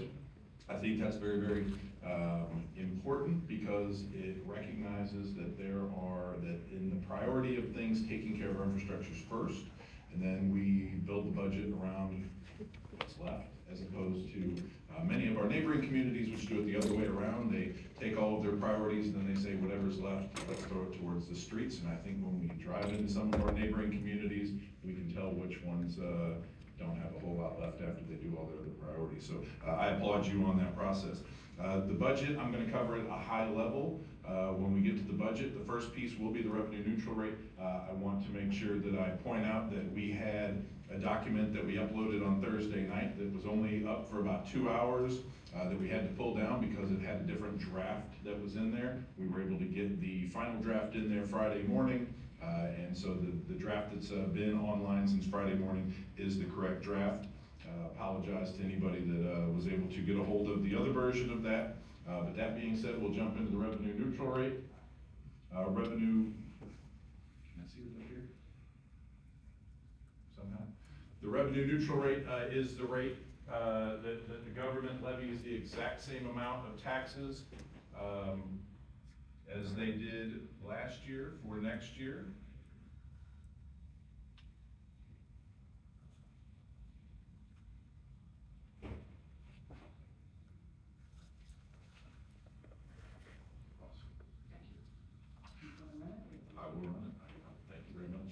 Revenue neutral rate is that the government levies the exact same amount of property taxes that they collected last year in the next year. Essentially, from a philosophical standpoint, it means government's going to provide next year's services for last year's costs. There's no allowance for CPI growth, and there's no allowance for new construction. So the revenue neutral rate is what gets sent out to all of our residents. City Council instituted a goal last year in 2023 to reduce property tax when appropriate. I'll read it specifically. It says, while maintaining adequate reserves and funding city services, reduce the city's mill levy when possible. This proposed budget includes a 1 mill levy reduction from the 2023 budget. If you will recall, last year, and I've got a graphic that I'll show you this, the council voted to decrease the budget by a quarter. We had a clerical error that it reduced much more than the quarter mill, went down to 22.929. So our proposed 2025 budget mill rate is an increase, but that is something that we have pushed out in all of our channels from the time that we discovered that we had that error in the budget form to all of our residents through the highlights, through online, through direct mailers. We actually did a postcard to folks so that we would make sure that folks were aware that that was going to happen. So revenue neutral rate for 2024, 2025, I'll kind of go through exactly how the mechanics of a revenue neutral rate works. So the 2023, 2024 assessed valuation of all property in the city is $268.1 million. That generated $6.1 million in property tax with a city mill rate of 22.929. That is the mill rate that we are living under right now. Property taxes this year are projected to bring in $6.1 million. Again, that is based upon an error, but that is the facts. That's the world that we live in right now. Based upon that, the revenue neutral rate means that with the assessed valuation going up to $290.4 million, in order to generate that $6.1 million, we would need to decrease the mill to 21.168. That would be what's called the revenue neutral rate. That means we are bringing in the exact same amount of money next year as we did this year. What that would look like in the context of our neighboring cities is it would look good if we were in some sort of ranking. If this was the Olympics, we'd have bronze. The reality is that that's not, and we've been pretty clear, that's not feasible for us to continue to maintain the level of services that we need to. The 21.169 is only higher than Lake Quivira, which does not offer the suite of services that we offer, but they have $1 million homes to put that assessed valuation through to help fund those minimal level of services. And Overland Park, as we all know, is a unicorn that is like no other city probably anywhere in the United States in terms of their assessed valuation, their home values, and the amount of sales tax they bring in. So this is where we would fit into the pecking order of mill rates if we were to adopt the revenue neutral rate of 21.168. That is not what staff is recommending. We've been very clear about that. What staff is recommending is a mill rate of 26.665, which again, based on the assessed valuation of $290 million of property within the community, would levy $7.7 million in property tax. The difference between the revenue neutral rate amount of property tax we would gather and the amount at the recommended mill rate of 26.665 would be an addition of $1.5 million. That's about the amount of money that we had to forego because of the clerical error in our budget last year. So it puts us back about at par where we were. To put that in the context of where we are with all of our neighbors, we're still in the upper half. It gives the city of Merriam residents and property taxpayers a lower property tax mill than Lenexa, Prairie Village, Mission, Fairway, Westwood, Mission Hills, Westwood Hills, Gardner, Roland Park, DeSoto, and Edgerton. That's a pretty favorable location. I'm sure that anybody that lives in any of those cities would love to have our mill rate as proposed at 26.665.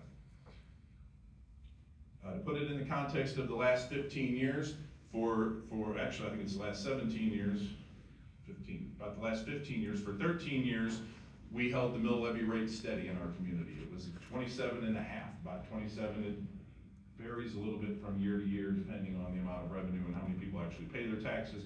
But we did not, as a council, as a city, we did not vote since 2009 to change that mill levy until last year. Last year we voted to do a quarter decrease as a result of that being council goals. So we were able to sharpen our pencils at the staff level, work with the council to find ways to decrease this. We actually eliminated some of our debt, so we were able to take that money that was going towards debt and say, okay, well, we don't have the debt anymore, we can roll the mill back.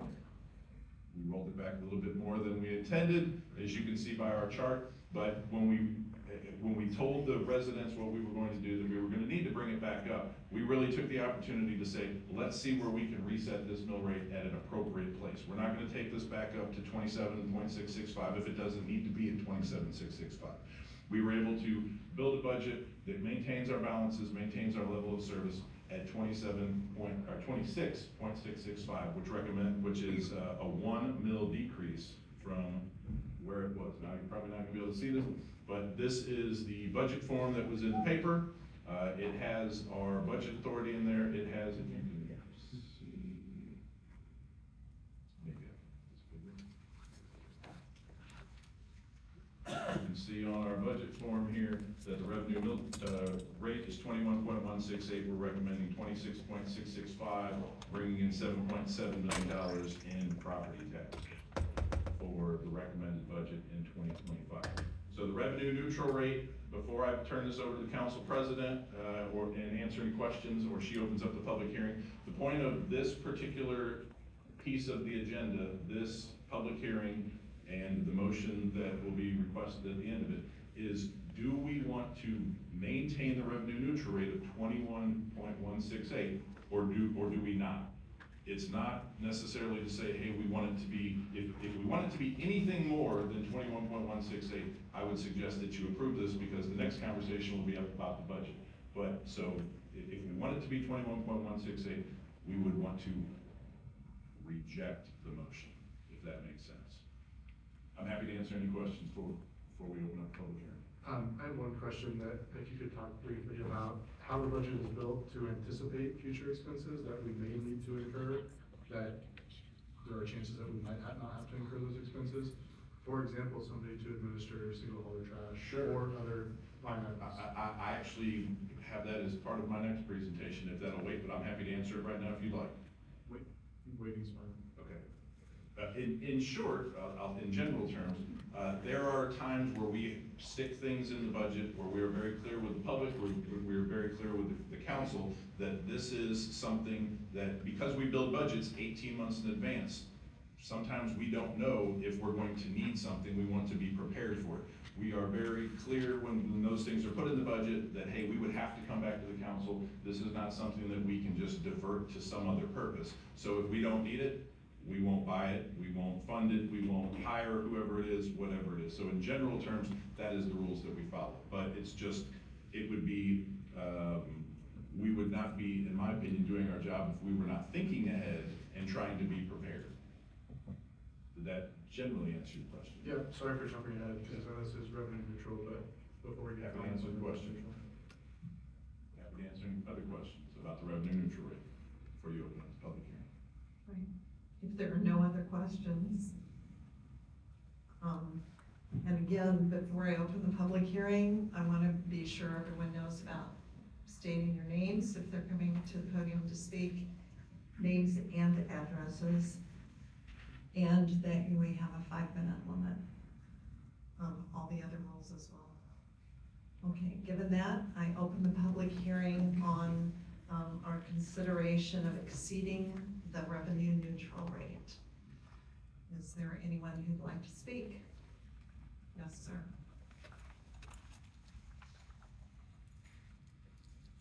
Billy Crone, 6633 West Street. So our mill rate this year is down substantially from the one before because of a major clerical error, a mistake by our city admin in filing the budget with the state, and there's no way to fix that. And the story we've all been told is that we're hurting, we gotta raise it back up to account, to continue to offer the same level of services. That takes for granted that we must maintain the same level of services, that there's nowhere we can trim things out. And it also is betrayed by the truth that we have spent $3.5 million in the last year buying up real estate downtown to shut it down, to bulldoze it, to close local businesses. If we're hurting so bad, how do we spend that $3.5 million? And could we maybe drop the ask, the mill rate number down a couple of points, even if we cut that kind of spending? That's my 2 cents. Thank you. Thank you. Is there anyone else who'd like to speak to the revenue neutral rate public hearing? Yes, sir.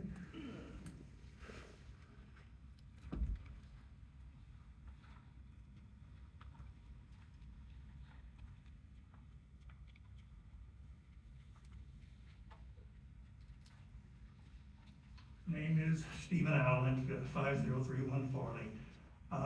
My preference would be for the revenue neutral rate for obvious reasons, including the fact I'm elderly and on a fixed income. However, I could understand Merriam going with a little higher rate, so that would be my concern, is that if you vote no for maintaining the revenue neutral rate, then what would be the appropriate next rate that would not necessarily fit the budget? So my main concern for the budget, not necessarily whether you would maintain the revenue neutral rate. If you have a budget that I believe is too high, it can still be over the revenue neutral amount.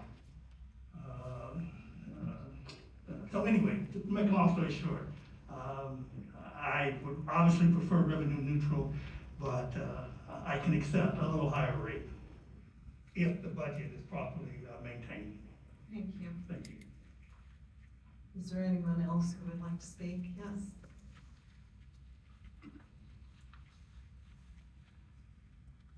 Ruben Kozmeyer, 5800 Hadley.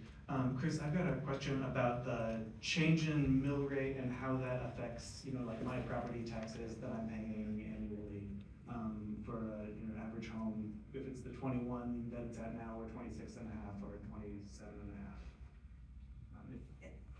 And again, If we're we in, have the- okay. we're in public hearings, so I'm not sure that's, I was just gonna ask for clarification of the question. Yeah, so What are that. you currently paying? Yeah, well, so the mill rate will affect my, as from what I understand it, the mill rate will affect my annual property taxes. It will. And then It's so. like a sales tax. Yeah, so how much, so I guess I'm curious what the difference is on my property tax bill will be if, city council votes for the revenue neutral rate or the 26 and a half compared to the 27 and a half that it was 2 years ago. If I could. okay. We do have, there are calculators that will calculate that. I don't know the value of your particular home. I Yeah, mean, it will go up. Yeah, yeah. I mean, it clearly will go up because it's a higher rate. But there are calculators that if you put the value of your home in there, it should spit out what all of the different taxing entities levies will be. And you should be able to get it that way. I'm happy to connect. I've got your contact information. I'm happy to send you a link to that. Yeah. And. I just don't know whether you're. Yeah, right. But Merriam's not the only taxing entity on there, right? So if it goes from 21 to 26, Shawnee Mission or Johnson County are still going to be taxing the same amount, and so it's not Or whatever necessarily, amount state tax. Yeah, okay. But I can send, Yeah, no, we that- can make sure that, yeah. I think it's actually on our website, but Okay. I don't know. Cool, thanks.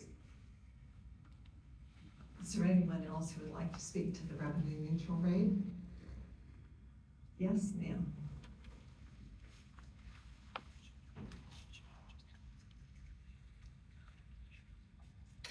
Rose Geringer, 9931 West 56th Street.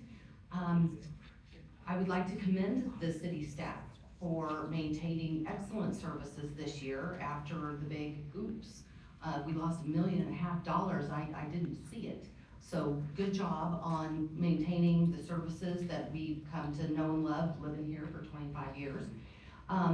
When we have a constant mill rate and inflation like we have seen the last 4 years, keeping a steady rate still gives you guys lots more money. It's called a windfall.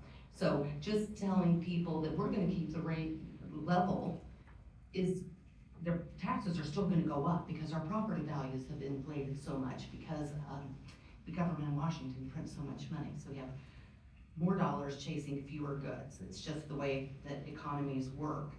But somehow, over the last year, you guys have found that twice as much as you didn't get. So if you lost $1.5 million, you found $3 million to buy properties downtown. We've gone into the property buying business. I don't know why we need to buy all those properties. I don't think the core project is gonna require that, but it's kind of interesting that we had this big oops, and we were thinking that we were gonna see less snow removal, less parks, less, public works. And we haven't seen those reductions, thankfully. But yet, we see you guys buying a lot of property. So just doesn't quite add up. So it sounds like if you guys did great with $1.5 million less last year, maybe we can maintain the city's services and not buy any $3 million properties for the next year. I think that would work. Thanks.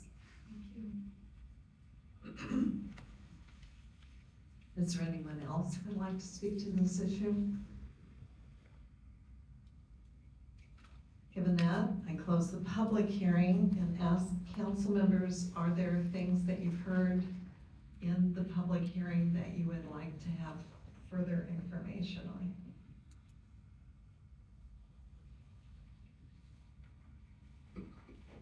And And if there are no more questions, then I will entertain a motion. Yes, ma'am.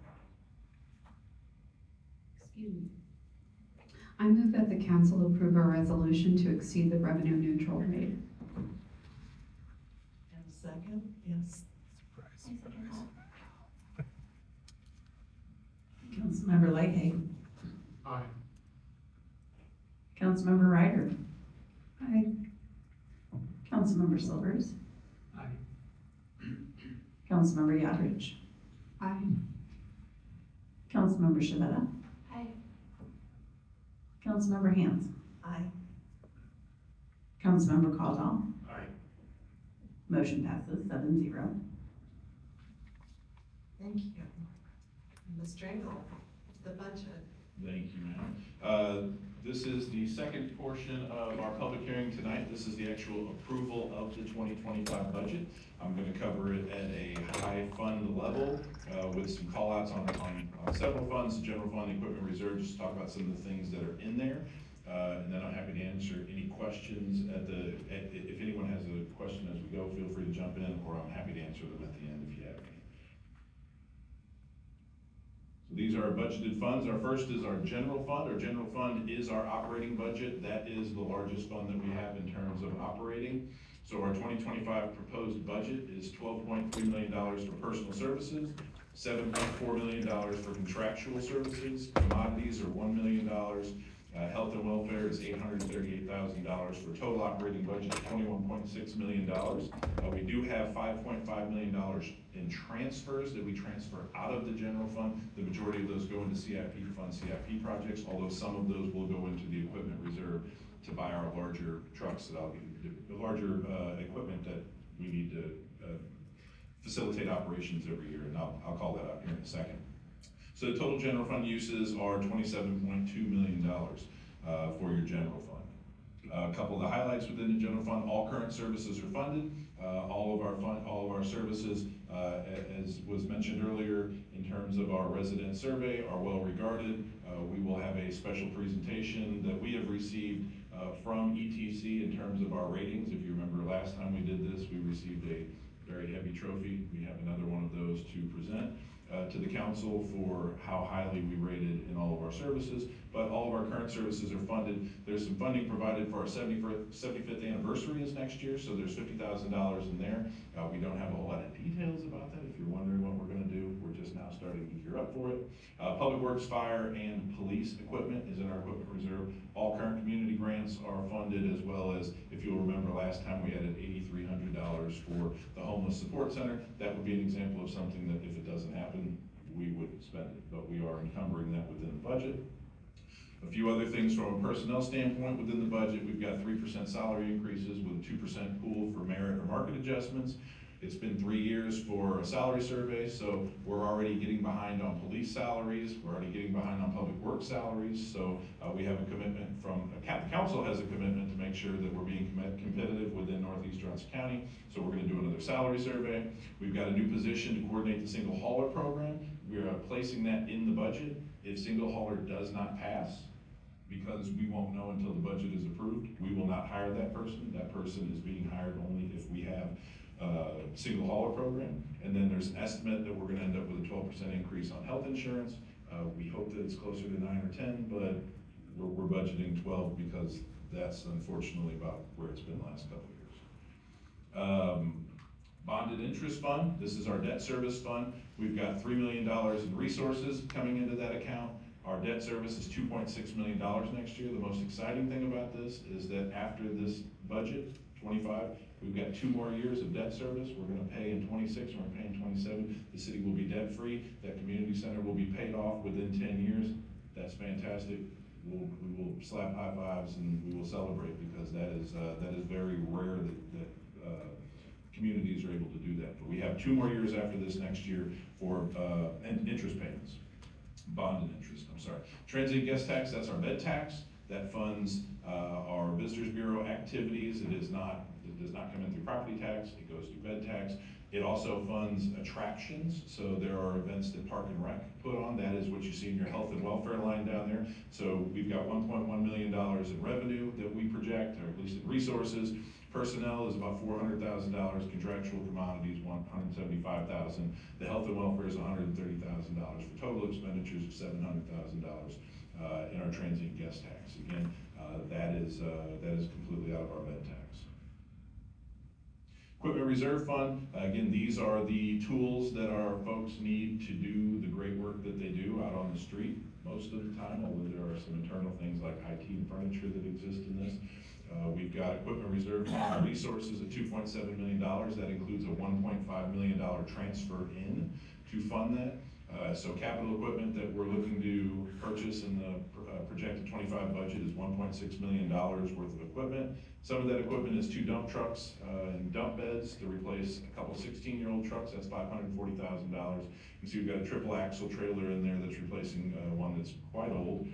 Some anti-icing tank, some tasers for our police department, 3 police vehicles, some body worn car cameras for police, a new monument sign at the Merriam Community Center that will not only advertise or market our community center, but also the fact that the library is there. Library doesn't have any signage. They're not anticipating putting any signage, so we're gonna put some signage up there. Then we've got some signage at Waterfall Park to better advertise the Julius McFarland soccer fields. We have a sign that's been down there for many, many years, but it is not branded like all of our other signs. It is more of like a metal sign. Metal, what do you call it? Metal? Recycled plastic. There we go, even better. But we want to do a little bit better job of signage down there for the Julius McFarland fields. We've got imaging camera for our fire department. Very cool tool. Got a chance to play with that, at least a new one when we went toward the OPFD training center. Some city door lock replacements, IT replacements for internal support, hoist for facilities, and some new employee furniture. We also build in a 5% inflationary allowance just because you don't ever know how much those things are going to cost. That all comes up to $1.6 million in your equipment reserve account. Your next one's your capital improvement fund. Again, this was the first fund, this is the first budget that we actually talked about, reviewed, and approved in April. $38 million in resources coming into that account, including the beginning balance. We've got $8.1 million in expenditures with an ending balance of $30.5 million. To be clear, the reason we have $30.5 million in balance is that we've been saving money to buy properties for the Creek project. We've been saving money for the Creek project so that we don't have to bond. It's been our, at least in past, it has been the council's prerogative to not want to borrow money if we don't have to. It made sense because of the rates for our community center. It also made sense that we could do it in 10 years and really save the taxpayers a lot of money in doing it that way. But that is the reason that we have that large balance there, is because we have large things that we need to purchase in the out years. I-35 TIF District Fund. This is a fund that we just last year really started being a little bit more open about. Council members and members of the public wanted to know more about this, so we made this a little bit more, it's its own slide now, so everybody knows what's going on with the TIF District Fund. We've got resources coming in of $6.6 million. The majority of those are going to be TIF receipts from property tax, $4.3 million in economic. Those are going to be TIF. Those are going to be incentives that we already have agreements through RDAs, so whether it's Merriam Grand Station or IKEA, that's where those funds come from, with an ending balance at the end of that year of $1.8 million. We do a transfer out in there. That transfer out is to go into the CIP to cover our underground utilities, because our underground utilities will be being paid with TIF funds. Your budget overview, this is all of your funds. So this is the summary sheet. I'm sure no one can read any of this. This is in your packet, and it's in your budget book. This is all of the expenditures. This is the city budget. As far as statutory requirement goes, the state doesn't care if we spend $2,500 or $25,000 on paper clips and pencils. What they care is that we don't exceed the expenditure authority in any one of these particular budget line items and these funds. And again, if you wanted to tie all these out, you would be able to tie the bottom line of all of those to our budget form that was published on July 2nd. All of these numbers, 33 million, 3 million, 637, These are all the maximum expenditure authority lines that we have for each one of these funds via the authority of the state. So that's what ties the budget back together. And that being said, our budget calendar tonight, we've approved exceeding the revenue neutral rate.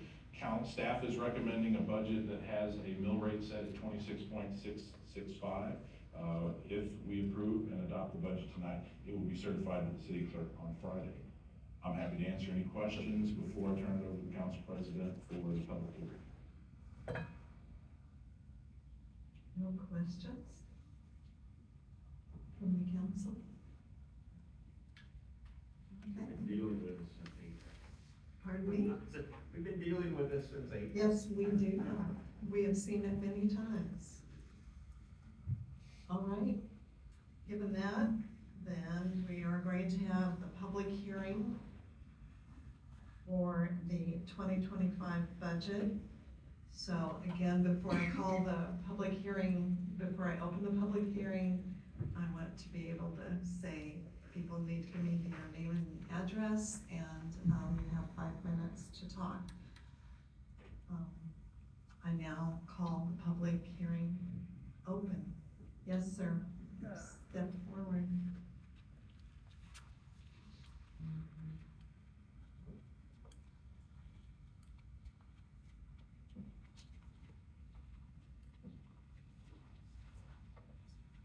Stephen Allen, 5031 Farley. Sure you're probably tired of me walking up here, and I'm tired of walking up here too. Number one, I had an issue trying to get the detail of the budget. I was obviously going to the wrong website, because the information I got was the budget overview information. It's about 3 or 4 pages, and I wanted the details, so. Something like this? Yes. We'll get you a copy of this for you. Yes. But from looking at the budget overview, it appears that your reserves, the ending fund balance reserves, is $2 million higher than the total expenditures for the budget year. I was under the impression that the primary reason for maintaining a reserve is to cover expenses if something happens, as we had with the pandemic, et cetera, et cetera.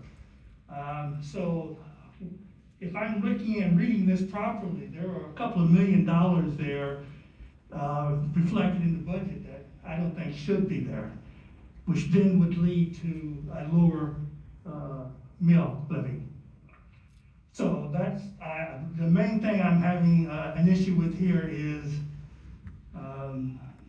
the reserves as it relates to the amount of money and expenditures that are planned to be spent. And I can't understand why it has to be so much higher. Unfortunately, as I said, I couldn't get the detail to discuss the other matters that I may have an interest in. So for that reason, as I indicated in an earlier conversation, I can perhaps understand a higher mill level than the levy rather than the revenue neutral one, but I don't think it should be as high as is being proposed. Thank you. Thank you. Is there anyone else who would like to speak?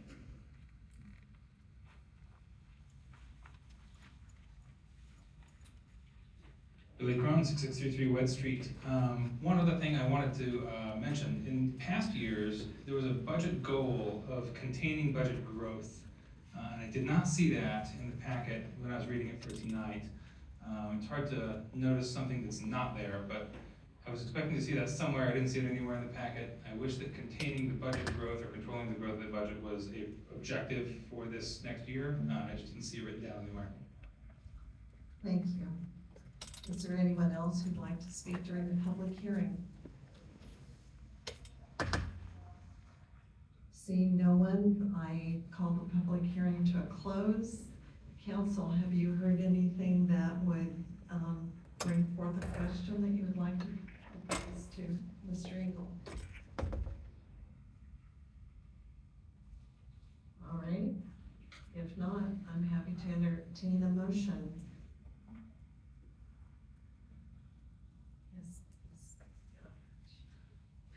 I move that the council approve a resolution to adopt the 2025 operating budget. Second. Mr. Silvers. I'll second that. Councilmember Ryder. Aye. Councilmember Silvers. Aye.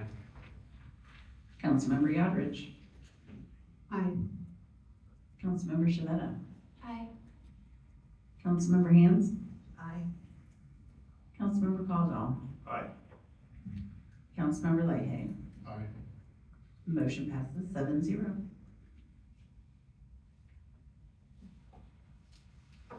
Council? Thank you. We seem to be getting to the close of the agenda. So under council items, I have no items.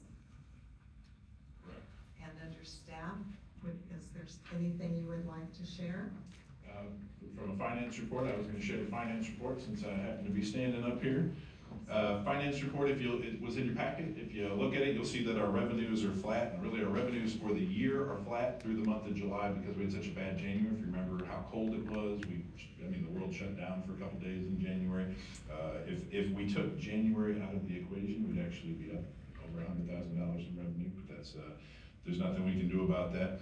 Good thing is that our sales tax, auto sales are 1.2% higher, although we continue to see some decreases at Merriam Town Center.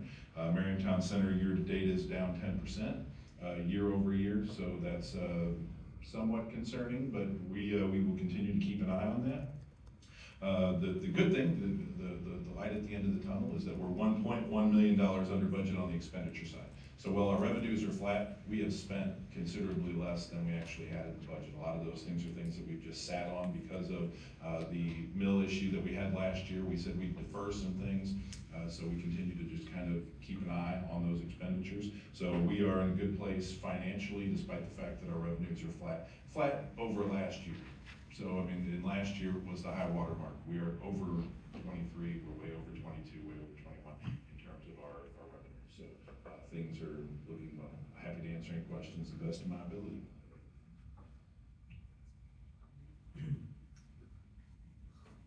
Sorry, Merriam Town Center includes like IKEA and Quick Trip and Hot Merriam Town Dog. Center would include the Johnson Drive retail. So all of this right here, okay. That's what I thought, I just had it. Thank you. Anyone else? All right, thank you. Mr. Dyer, can we have a community development update, please? Real quick, just I'll give you a more detailed update and counting of the grants for this year, but we are getting to the end of the grant season very much. We have spent almost all the $120,000 in the exterior grant program and rebating that funds back to residents who've done improvements to their homes. And then we've almost rebated all the $65,000 in sustainability that you all had budgeted for this year. And then for the property tax rebate, about $42,000 back to residents for the property tax rebate. So, and the only thing I had to add is if you haven't seen it, I hope you have the large canopy of Merriam Grand Station. Please take the time to see it. It is very impressive. It's going to be great. Can we go in yet? They have that well fenced off. Oh, But okay. soon, they are there. I will say they are making excellent progress with it. They really are, right now, doing really right on schedule. But there are some businesses open. There are some Starbucks businesses is open. open. Starbucks. I went to it and had a Yeah, latte. Supplement Superstore, they're open. Yes. All right. Lots of questions. Go ahead. Just a couple things. I visited the Starbucks and Supplement Superstore yesterday. Very exciting. And I actually got an unsolicited thank you from someone to council and city staff for making that whole thing happen. So that was really exciting. I also do want to mention to you that the gates were wide open yesterday and people were going into the construction site. Yeah, that is, I'm sure, going to be troubling for the company, the construction company, because that is a huge liability on their end. No? Okay. Anybody else have questions? No, thank you. All right, the notes for the Public Art Committee were included in our packets. Are there other staff items, Mr. Engel? I have no further updates, but I'm happy to answer any questions council may have. Anyone? And no executive session, so I'm going to entertain a motion to adjourn. Ms. Yockers, I move that we adjourn. Mr. Silvers. I second that. All in favor? Aye. Meeting's adjourned.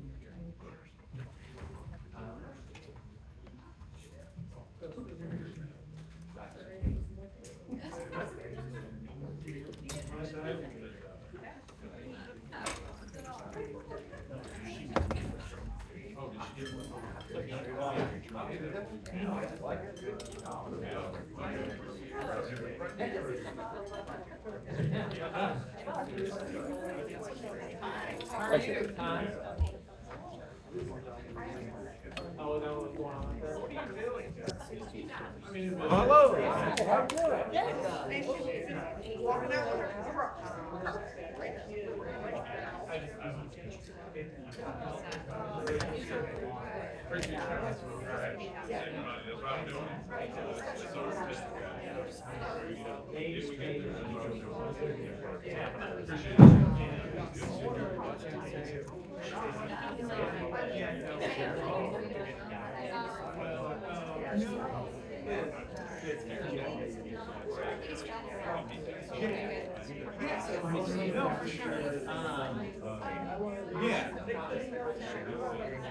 Yeah, no, I'm around.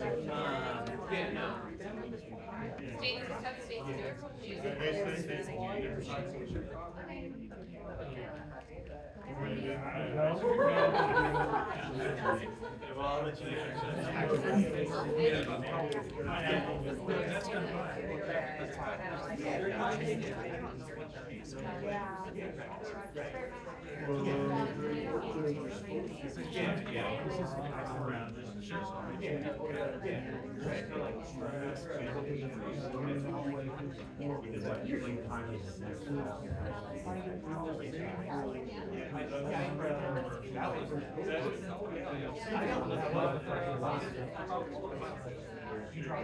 Oh, yeah. Right. So like, because we started, but like,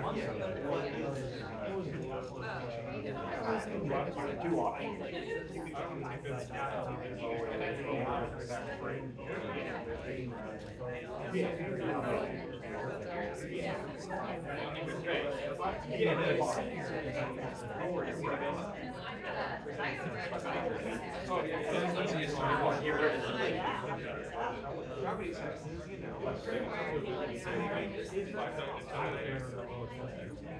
Did you like, how did your sister like,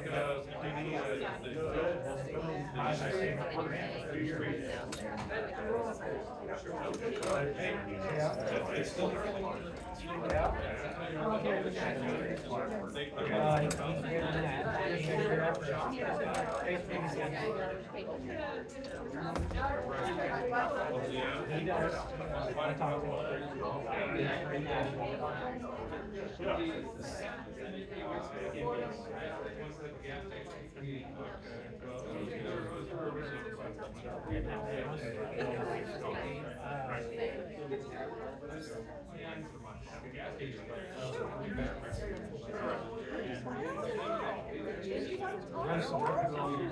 Thank you. Thank you, I appreciate it. Worth all the effort that goes into the stories.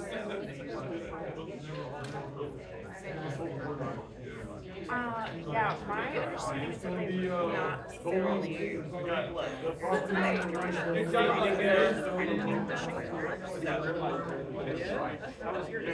yeah, and I'm here, so, yeah, exactly, and if there's an operator, there's not gonna be an emergency to get out their stuff.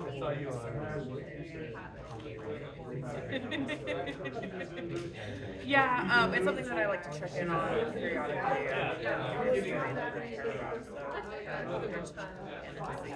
The latest. Oh, yeah.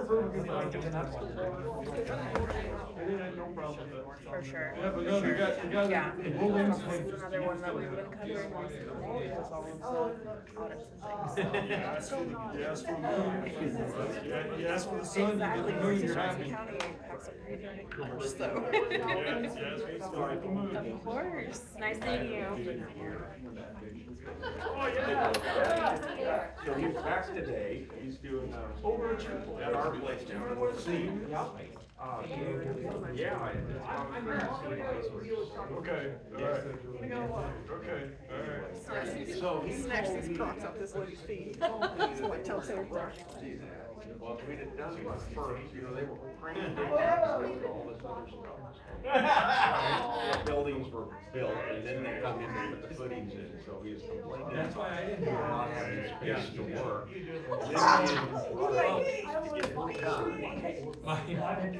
My concern is the same as hers, is if I would. Yeah, because they couldn't get their stuff squared away. Irritating. You get all your stuff? What? Oh, there's a cord behind you. I said, did you get all your stuff? I think so. Okay.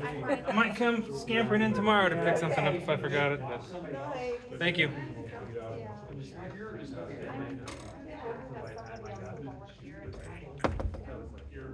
I was We were finding his wallet. He's like, if you leave stuff here, be like, hey man, you left your wallet. Oh, I did. That guy, I'm just, yeah. You don't have a choice, right? These guys, they just.